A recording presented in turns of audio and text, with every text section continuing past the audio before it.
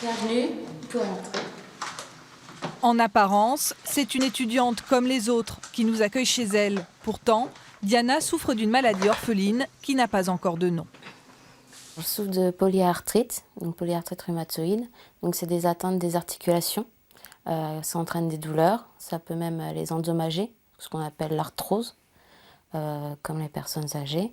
Ça s'accompagne avec de la fièvre, une grande fatigue, ce qui m'empêche d'avoir une vie pseudo-normale, par exemple aller en cours, voir des amis, parce que je suis très souvent fatiguée et très souvent malade à côté. Diana a 24 ans, elle est étudiante en 4e année de pharmacie et cela fait 10 ans qu'elle doit composer avec cette maladie qui n'est pas héréditaire. Alors normalement, on utilise des bureaux, sauf que moi je ne peux pas l'utiliser. On va dire qu'il est là pour la déco et pour ranger. Parce que rester assise trop longtemps me donne plus de douleurs articulaires que les personnes normales. Donc ce que je fais, c'est que je m'installe sur mon canapé avec des coussins dans le dos pour avoir le dos droit et avoir un maintien. Comme ça, je peux allonger mes jambes tout en étant en repos et j'étudie comme ça la plupart du temps. Le plus dur, perdre en autonomie. Moi, j'ai la chance d'avoir ma soeur qui habite juste en dessous, qui m'aide pour les tâches ménagères, par exemple, faire la vaisselle, parce que j'arrive plus à faire la vaisselle. Ou quand je peux plus conduire pour aller faire les courses, ou pousser mon fauteuil quand je peux plus marcher.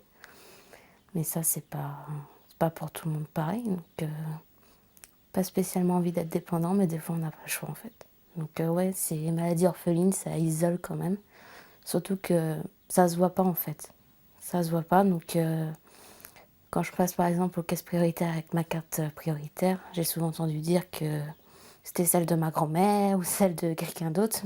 Non, non, c'est bien la mienne. Effectivement, aujourd'hui ça va à peu près, donc j'ai qu'une béquille. Mais non, non, je suis bien malade, je suis bien handicapée. Donc regard des autres aussi n'est pas facile tous les jours. Outre les piqûres qu'elle s'administre chaque vendredi, Diana est entrée l'automne dernier dans un protocole de recherche. Elle se rend 2 fois par mois à Paris pour des perfusions de kétamine, un puissant anesthésiant et antalgique utilisé aussi sur les chevaux. Si elle pouvait ne serait-ce qu'une journée n'avoir plus mal nulle part, Diana aimerait pouvoir reprendre le sport qu'elle pratiquait enfant à haute dose.